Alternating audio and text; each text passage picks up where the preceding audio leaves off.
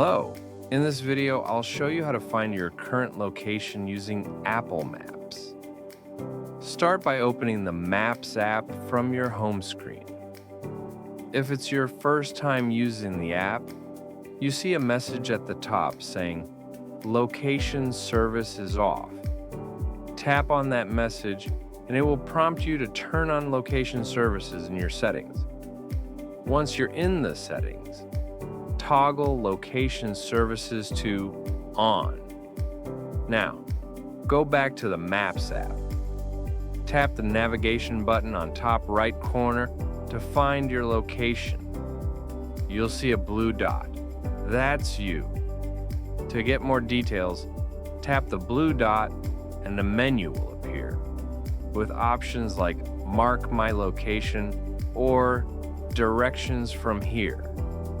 You can also use the compass at the top left to align the map with the direction you're facing.